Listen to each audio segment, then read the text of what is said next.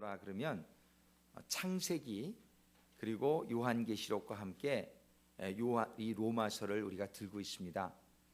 근데 로마서는 그 중에서도 가장 중요한 신학적인 그런 메시지를 담고 있어요. 그래서 로마서를 잘 이해하게 되면 창세기가 또 이렇게 이해가 되어지고 요한계시록이 이해되어지고 전체 성경의 가장 중요한 교훈들을 우리가 이해하기에 가장 도움받는 그런 책이라고 우리가 볼 수 있습니다.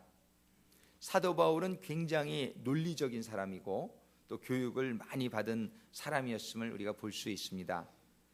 로마서를 1장부터 8장까지 그리고 9장부터 11장까지 그 다음에 12장 이후로 이렇게 세 부분으로 크게 우리가 나누어서 볼 수 있는데요, 1장부터 8장까지의 말씀을 통해서는 우리의 구원이 어떻게 이루어지는 것인지에 대해서 아주 논리적으로 명확하게 잘 설명해 주시고 있습니다.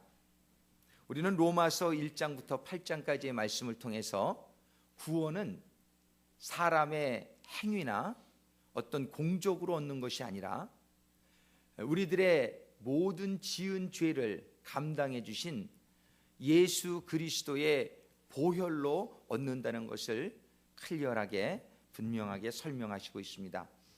그 예수 그리스도의 보혈을 내가 믿음으로 말미암아 우리는 구원을 얻게 된다고 말씀하시면서, 그런데 그 구원 얻은 자의 삶이 정말 자신의 능력으로 되어지는 것이 아니라 하나님의 성령이 우리들에게 임하셨을 때에 죄의 문제가 사함을 받으면서 성령이 우리에게 임하게 될 때에 그 성령의 법, 성령의 능력에 의해서 우리는 완전히 새로운 삶 속에 구원의 삶을 살 수 있다라고 8장까지 설명합니다.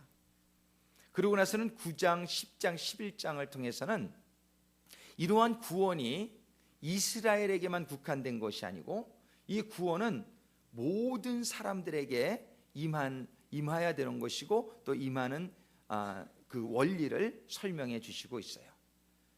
정말 이 구원은 만인을 위하고 모든 사람들을 위한 그런 복음임을 증거하게 될 때에 이 사도 바울의 마음은 그 복음에 주시는 큰 기쁨으로 11장을 찬양으로 마치게 되는 것을 보게 됩니다.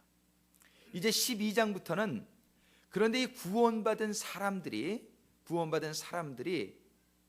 또 구원을 받았다고 하는 사람들이 그 삶을 통해서 그 구원이 증거되어지고 확증되어져야 될 것을 말씀하시고 있습니다. 우리는 구원받았다고 생각하는 사람은 참 많은데요, 근데 그들의 삶 속에서 구원받은 자의 삶이 이루어지는 사람은 많지 않은 것을 우리가 보게 됩니다. 그래서 한국에도 이제 기독교 인구가 4분의 1을 넘어 3분의 1까지도 이렇게 우리가 계수를 하고 있음에도 불구하고 한국은 점점 더 많은 그런 어려운 일들을 겪게 되고 또 구원받은 사람들의 모이는 교회가 사람들에게 많은 혹평을 받고 있고 지탄을 받고 있는 사실을 우리가 보게 됩니다. 심지어는 그런 교회의 지도자들의 삶 가운데서도 당혹할 만한 일들이 일어나는 것을 우리가 경험해 보게 됩니다. 우리는 이런 교회를 다니고 구원을 받았다라고 하는 사람들의 삶 가운데에 과연 일어나고 있는 이런 정말 감당치 못할, 이해하지 못할 이런 일들을 우리가 해결할 수 있는 이런 일들을 우리가 어떻게 또 해석할 수 있을까 한번 우리가 오늘 같이 생각해 볼 수 있게 되기를 원해요. 정말 우리가 구원받았다고 하는 이 사실에 대해서 우리들 다시 한번 점검해 볼 수 있게 되기를 원합니다. 우리가 정말 구원을 받았다고 하는 것은 정말 우리를 위해서 죽어주신 그 예수 그리스도의 보혈, 그 보혈을 믿는다는 얘기예요. 그 예수 그리스도가 나를 위해서 죽어주신 그 사실을 우리가 믿는다는 것인데, 정말 이 사실을 믿는다는 것을 어떤 분은, 어느 목사님이 이렇게 표현합니다. 자기가 프리웨이에서 300톤짜리 그런 통나무를 신고 오는 그 300톤 무게로 달려오는 트럭에게 부딪히는 것, 그럼 충격이 얼마나 크겠습니까? 아마 그 사람은 그 충격으로 인해서 정말 뼈도 추릴 수 없는 그런 지경에 이르게 될 것이에요. 그런데 우리가 정말 예수님을 만나는 이 사건은 그 프리웨이에서 75마일로 달리는 그러한 300톤짜리 트럭에 부딪히는 것보다도 더 큰 충격적인 사건이라고 그렇게 묘사를 하고 있습니다. 그런데 우리는 예수님을 믿는다고 하는데 그런 충격이 우리의 삶 속에 있지 않은 경우가 얼마나 많은지 모릅니다. 정말 그 예수님이, 그 하나님이 이 땅에 오시고 그 하나님이 나의 죄를 위해서 십자가에 달려주심으로 말미암아 우리가 영원히 죽을 수밖에 없는 우리의 인생이, 또 이 세상에서 우리가 겪고 있던 수많은 고통과 시련과 수많은 그런 문제들 속에서 우리가 살다가 정말 예수 그리스도를 우리가 만나게 되고 그 예수 그리스도의 보혈을 우리가 믿게 되고 그분의 진리를 우리가 깨닫게 된다는 것은 정말로 이것이 얼마나 큰 충격인지 모르는데, 그러한 충격이 우리들의 삶 속에 없다고 한다면, 혹시 여러분들은 그 예수 그리스도를 지식적으로는 알고 동의하고 있기는 하지만 여러분들이 정말 그 예수 그리스도의 그 보혈의 능력이 아직 체험되지 않았을지도 모른다는 사실입니다. 굉장히 죄송한 말씀인데, 미국의 통계에 의하면 미국 교회에 나오시는 분들을 얘기하는 겁니다.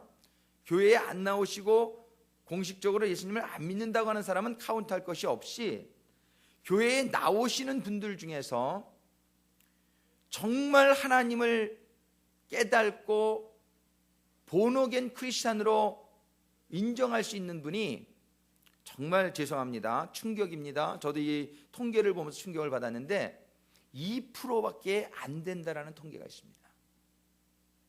2%밖에 안 된다.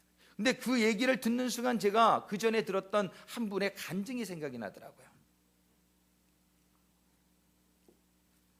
그분이 부산에 사시는 어떤 여집사님이신데, 그분이 기도하는 중에 천국을 주님의 이렇게 인도로 올라갔다고 그래요. 제가 다른 건 잘 기억이 안 나는데, 그분이 천국에서 주님이 저 밑에 교회를 보아라, 그리고 보여주시더래요.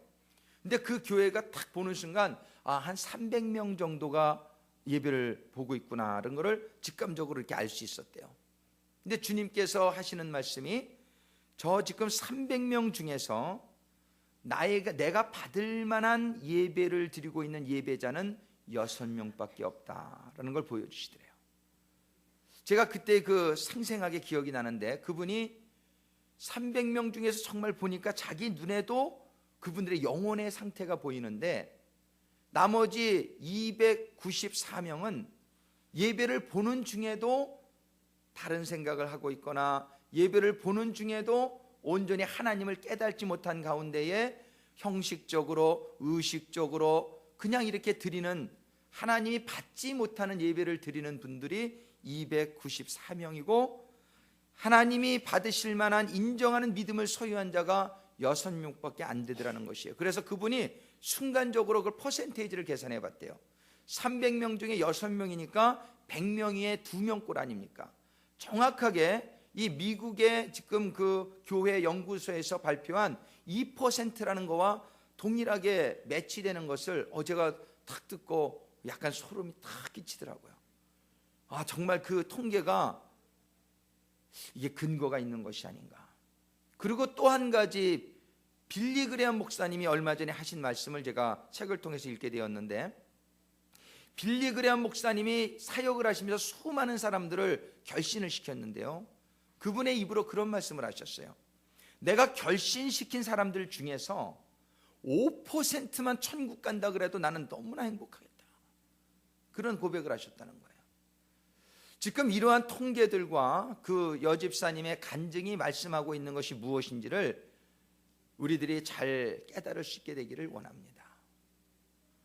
저도 이렇게 목회를 하면서 우리 교인분들 중에 정말 저분이 예수를 만난 분일까 하는 생각이 들 때가 있는 적도 많이 있어요. 정말 하나님을 만나고 하나님을 깨닫고 예수 그리스도의 보혈로 죄사함을 받은 사람들이라면 하는 그런 아쉬움이죠. 정말 예수 그리스도의 보혈을 저분들이 깨달은 상태일까? 지난주에 오셨던 우리 조용 장로님이 랭카스터 지역에 다니셨던 미국 교회를 저한테 소개를 하면서 그 교회 목사님이 항상 입버릇처럼 하시는 말씀이 있대요. 그 목사님은 자기가 담임하고 있는 교회의 교인들이 주님이 재림하시는 그날 단 한 사람도 이 땅에 남아있지 않고 모두 하늘에 휴거되는 그런 소망을 항상 교인들에게 말씀하시고, 그래서 정말 본어겐 크리스찬의 삶에 대해서 강조하시고, 그러므로 말미암아 그 교회가 지금 한 2,000명인가 3,000명인가 그 시골에서 굉장히 큰 교회로 부흥을 한다는데, 그 목사님 그런 말씀을 하세요. 그 장로님이 제가 볼 때 그 교회는 정말 어느 교회보다도 구원받은 숫자가 퍼센테이지가 가장 높은 교회가 아닌가 생각을 한다는 말씀을 주셨어요. 그분이 지금 다니고 있는 교회도 큰 교회인데 그런 염려를 말씀해 주시는 걸 들었어요. 그래서 저는 그 미국 목사님이 그러한 소망이 저의 소망이라는 생각을 저도 해봅니다. 제가 이렇게 목회를 하면서 여러분들을 하나님께서는 저를 담임 목회자로 여러분들을 위해서 세워주셨는데, 여러분들 중에 주님 재림하신 날 주님이 내가 너를 도무지 모른다라고 하는 그러한 말씀을 듣는 분이 한 분이라도 나오게 된다면, 저는 아마 주님 앞에서 주님의 그 징계를, 심판을 제가 면할 길이 없을 거다, 그런 생각을 해봅니다. 정말 꼭 그 심판을 위해서라기보다도 저는 정말 우리 성도님들이 모두 그 예수님의 보혈을 정말 깨닫게 되기를 간절히 소원합니다. 정말 우리 성도님들, 구세군 상한교회에 발을 들여놓으신 모든 성도님들은 그런 98%에 속한 성도님들이 하나도 없게 되기를 간절히 소망합니다. 오늘 우리는 본문의 말씀을 통해서 정말 하나님께서 2절에 이런 말씀을 주십니다. 너희는 이 세대를 본받지 말고 오직 마음을 새롭게 함으로 변화를 받아 하나님의 선하시고 기뻐하시고 온전하신 뜻이 무엇인지를 분별하도록 하라. 우리는 이 세상에서 정말 우리 조상들의 그런 죄를, 사실은 그 죄성을 우리가 유전적으로 가지고 태어나서 우리가 세상에서 교육받고 여태까지 자라오면서 사실 세상적인 영향이 우리에게 많음을 인정하지 않을 수 없습니다. 부정할 수가 없습니다. 우리가 정말 이 세상에서 자라서 세상적인 교육을 받고 세상적인 논리의 영향으로 말미암아 우리는 하나님의 말씀을 들으면서도, 성경을 읽으면서도 우리가 온전한 무엇이 정말 진리인지, 무엇이 정말 우리를 살게 하고 행복하게 하는 것인지 온전한 분별을 하지 못하는 분들이 얼마나 많은지 모른단 말이에요. 이 세상에 교회를 전혀 나오지 않으시는 분들은 교회가 옳다고 생각하지 않기 때문에 안 나오시는 거죠. 이 세상적인 삶의 방법이 옳다라고 생각해서 그들은 교회를 안 나오고 성경을 읽지 않는 것입니다. 그런데 교회에 나오시는 우리 크리스찬들마저도 아직도 세상적인 논리와 영향권을 온전히 벗어나지 못해서 무엇이 정말 옳은 것인지, 무엇이 정말 우리를 살리고 무엇이 우리를 행복하게 하는 것인지를 분명히 깨닫지 못하고 있는 가운데에 살고 있기 때문에 오늘 사도 바울은 이 로마서 12장을 통해서 이러한 말씀을 주신다라고 생각합니다. 오늘 이 사도 바울이 주시는 이 말씀을 오늘 우리가 이 시간에 우리가 받을 수 있게 되기를 간절히 소망합니다. 사도 바울이 분명히 말씀하십니다. 이 세대를 본받지 말고, 혹시나 여러분들이 살아가고 있는 삶의 방식이 아직도 세상에 그저 다른 사람들이 살고 있는 방식을 여러분들이 아직도 취하고 있는 부분이 있다면 오늘 이 시간 그것이 깨달아지고 세상적인 논리와 방식을 과감하게 포기하고 바꾸고 하나님의 방식으로 새롭게 함으로 변화를 받아 하나님의 뜻을 택하는, 취하는 이 시간이 되기를 간절히 소망합니다. 하나님의 선하시고 온전하신 뜻이 무엇일까요? 하나님의 궁극적인 이 세상을 창조하시고 우리에게 많은 선지자들을 주시고 이 성경을 주시고 오늘날은 우리에게 교회를 주시고 목사를 주시고 이러한 하나님의 궁극적인 뜻은 의의는 한 가지입니다. 그것은 무엇이냐면은 우리 모두가 이 세상과 함께 멸망하지 않고 우리의 죽음으로 인도하는 죄의 문제를 해결받게 하셔서 하나님 나라에 영원히 함께 살 수 있는 자녀로 만드는 것이 하나님의 가장 크신 뜻인 것을 믿으시면 아멘 하시기 바랍니다. 그런데 이 뜻을 분별하지 못해서 어떤 사람들은 교회 다니는 것이 이 세상에서 잘 먹고 잘 살고 건강하고 축복받는 것이라고 생각하면은 여러분들은 하나님의 뜻을 잘 분별하고 있지 못한 것이에요. 물론 하나님이 이 세상에서 필요한 것도 주실 수 있습니다.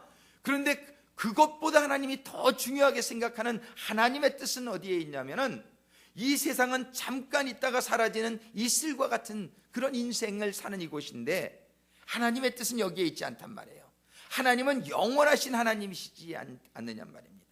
우리 하나님은 우리가 이 세상에서 반드시 이 세상과 함께 멸망하지 않고 영원한 생명을 구하는 데에 하나님의 뜻이 있다는 것입니다.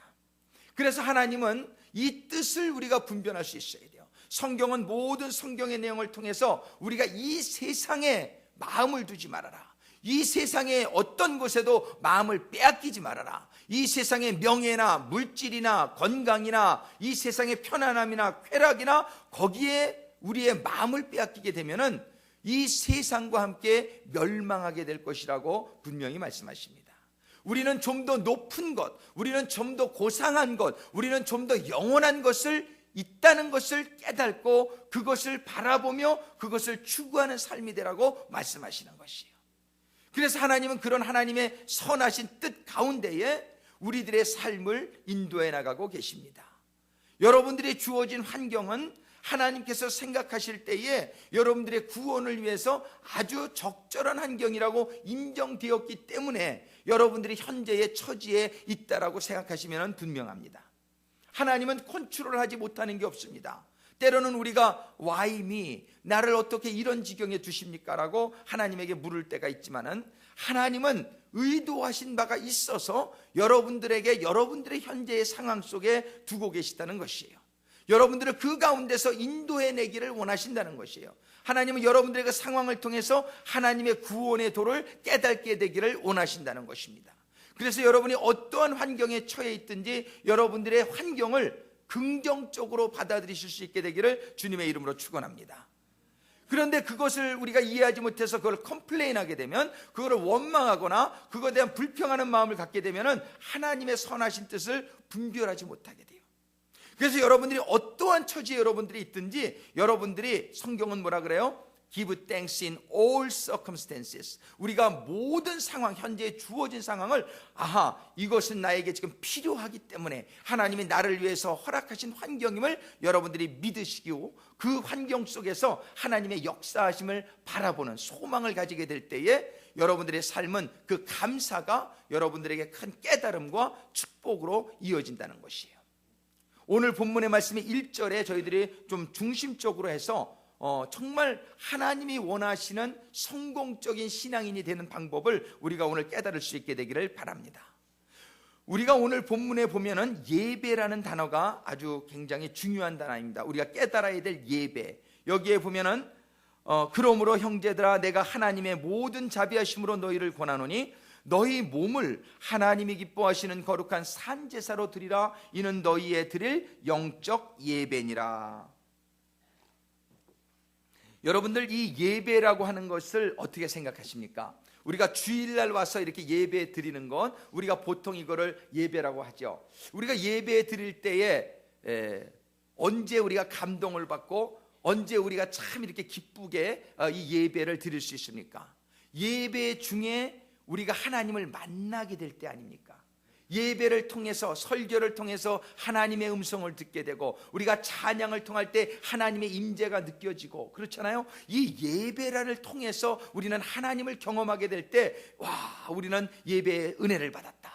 그 예배를 통해서 우리가 익사이팅해지고 예배를 통해서 하나님의 은혜가 충만해가지고 기쁨이 충만하게 되는 체험이 예배를 통해서 이루어지지 않습니까? 그렇습니다. 예배는 바로 하나님을 만나는 시간입니다.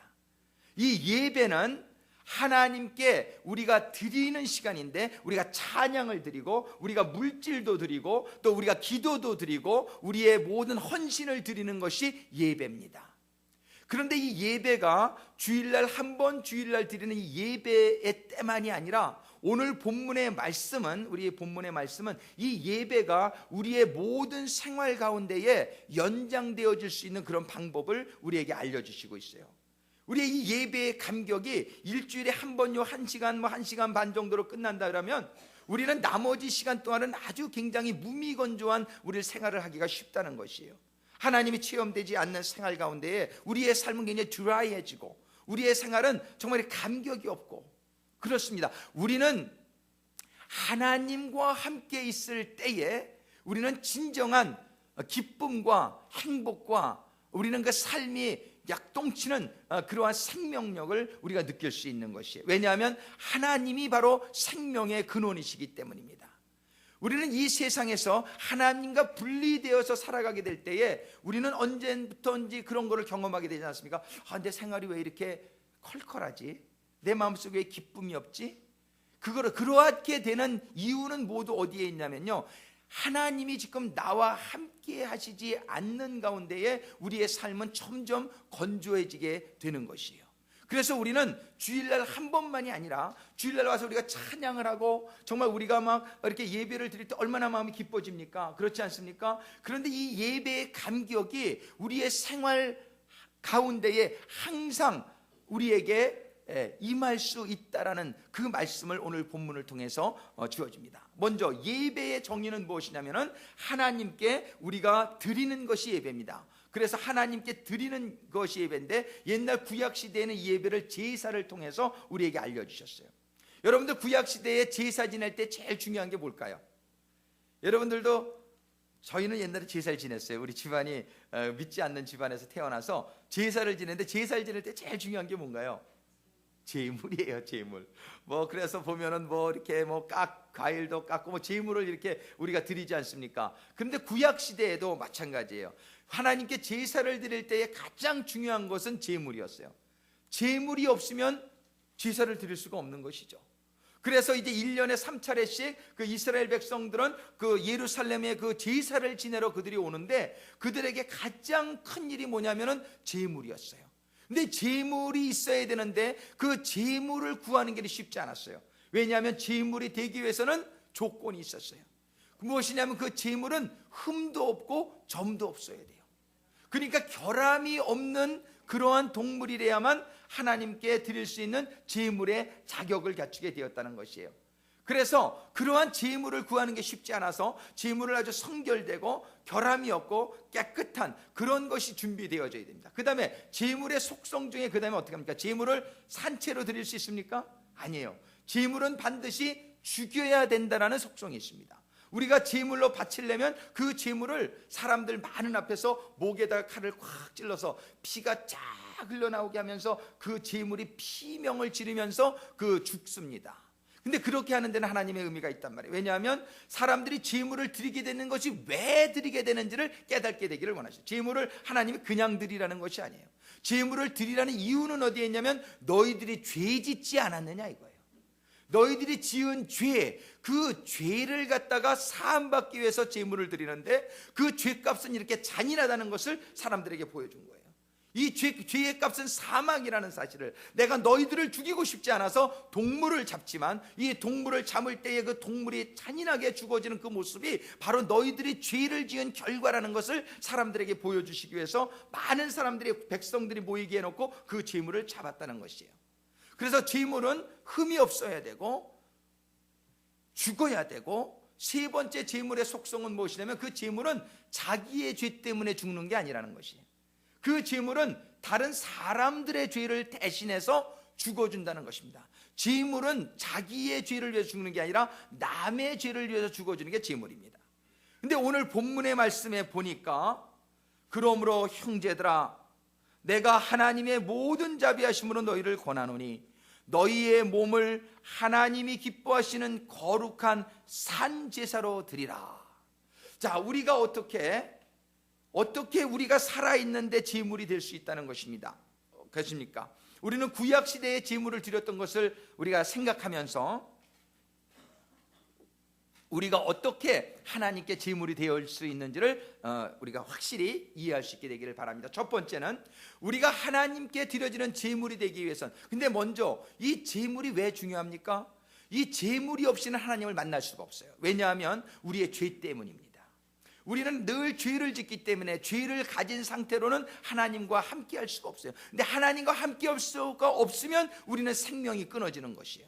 하나님과 함께 할 수 없으면 우리는 진정한 삶의 의미를 깨닫지 못하고 이 세상에서 이렇게 그냥 흘러가는 돛담배처럼 다니다가 어느 날 기름 떨어질 때 죽는 거, 배가 뒤집히고 그렇게 끝나는 인생이 된다는 거예요. 우리가 하나님을 만나야 되는 이유는 무엇이냐면은 하나님을 만나면 하나님의 생명을 받게 되고 하나님의 지혜를 받게 되고 하나님의 축복을 받게 되기 때문에 하나님을 만나야 되는 것이에요. 그래서 우리는 제물이 필요한 겁니다. 근데 하나님을 안 만나면 안 되잖아요. 하나님을 만나야 되잖아요. 왜냐하면 우리가 살아야 되니까, 우리가 영원한 생명을 얻어야 되니까 우리는 하나님을 만나야 되겠는데, 하나님을 만나기 위해서는 제물이 반드시 필요했다는 것이에요. 그런데 오늘날은 우리 예수님이 우리를 위해서 제물이 되어 주셨는데, 오늘 사실 포커스는 뭐냐면 이 구원받은 사람들이 계속해서 구원을 유지하고 구원 안에서 더 변화되고 성숙되는 것을 이제 말씀하시는 겁니다. 그런데 우리 지금 예수님이 제물이 되실 수 있었던 것은 바로 그분이 죄가 없는 그런 흠도 없고 점도 없는 분이었기 때문이요, 그분이 또 그분이 우리를 위해서 죽어주심으로 말미암아 다른 사람들을 위해서 죽어주시는 그런 제물의 모든 일을 이루어 주셨는데, 이제 우리 하나님께서는 우리가 사실은 예수님처럼 이제 죽어줄 필요는 없단 말이에요. 왜? 예수님이 그러한 모든 죽음을 희생양이 되어 주셨어요. 그런데 하나님이 우리에게 요구하시는 것은 무엇이냔 말이에요. 다른 희생제물이 되라고 말씀하시는 것은 아니에요. 그래서 산제물이 되라는 이 말은 뭐냐면 너희는 진짜로는 죽을 필요가 없다는 것이에요. 그런데 우리 하나님이 이 말씀을 통해서 우리에게 깨닫게 해주시는 것이 무엇이냐면요, 예수님의 그러한 삶의 자세를 우리들이 배워야 될 것이라는 거예요. 예수님의 삶의 자세는, 예수님의 그 죽음은 우리의 죄의 문제를 해결해 주시기 위해서 죽으셨지만 예수님의 그 삶의 에티튜드, 그 삶의 자세는 바로 천국이 요구하는 가장 아름다운 삶의 자세라는 것이에요. 이 세상은 어떤 삶의 자세를 가지고 있습니까? 이기적인 삶의 자세를 가지고 있죠.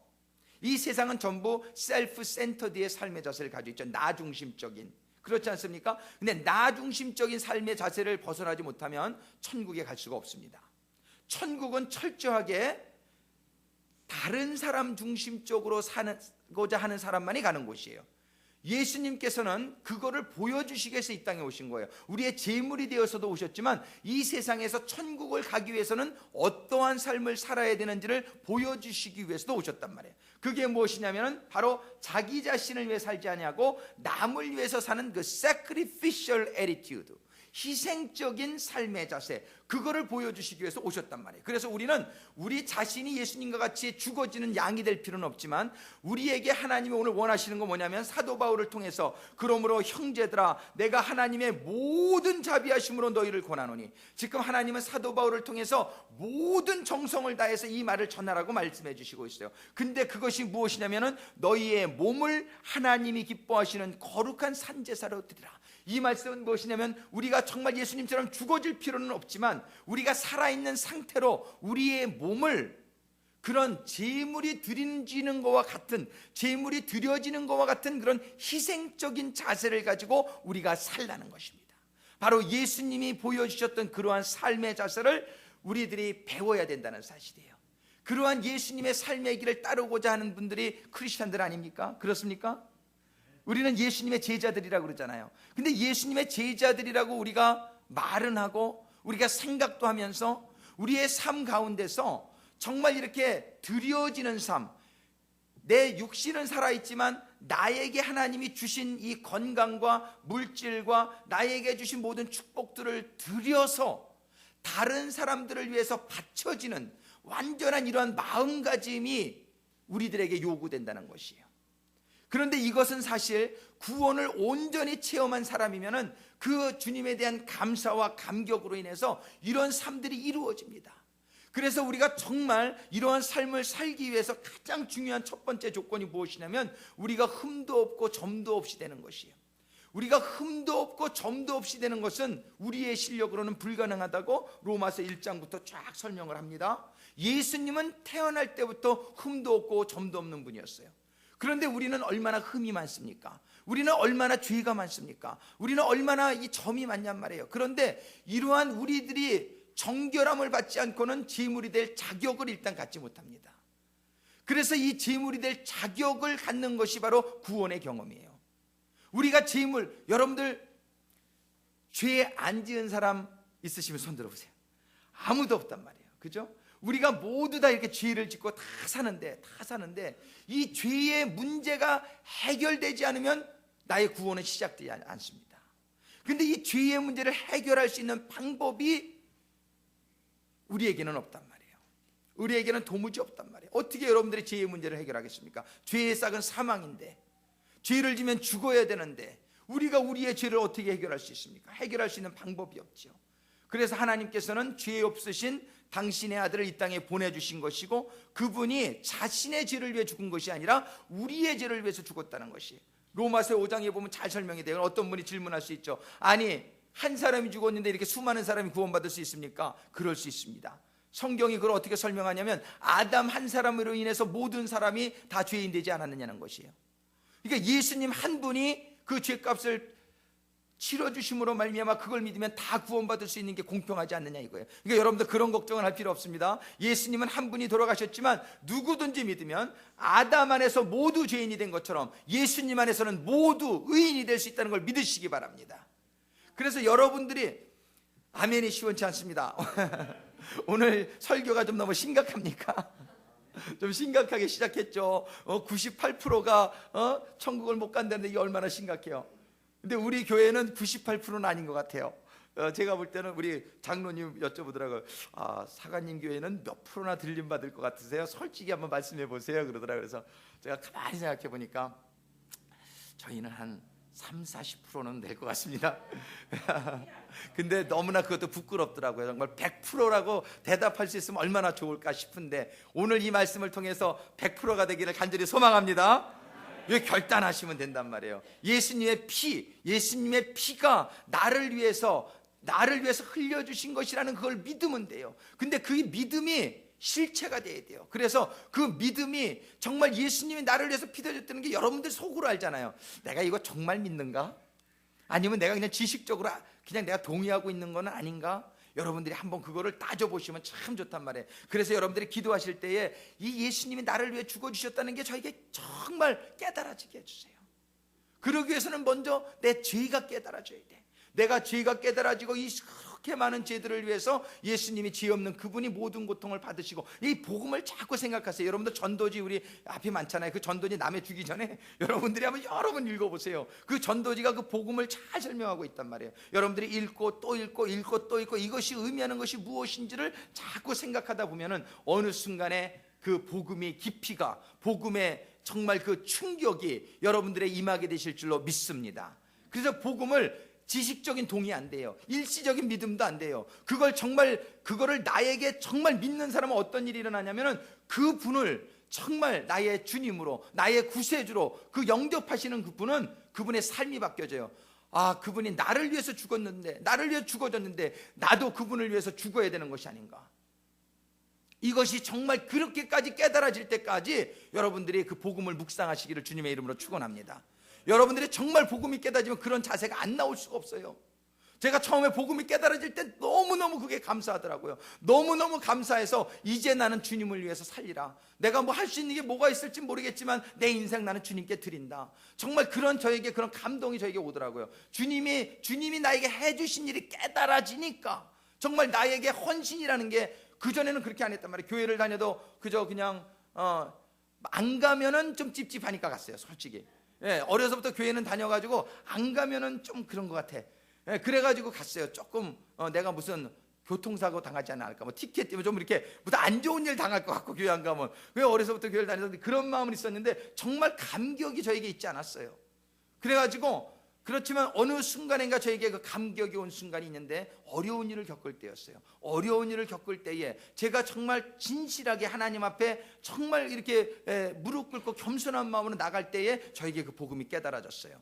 여러분들도 한번 여러분들의 어려운 일이 있으시다면, 아니 어려운 일이 없다 그래도 여러분들이 한번 여러분들의 그 겸손한 자세를 갖추면서 주님의 그 보혈의 의미가 무엇인지, 정말 저를 사해줬다는 것이 무엇인지 제가 정말 깊이 깨닫게 되기를 원합니다. 정말 솔직하고 담백하게 여러분들이 나간다면.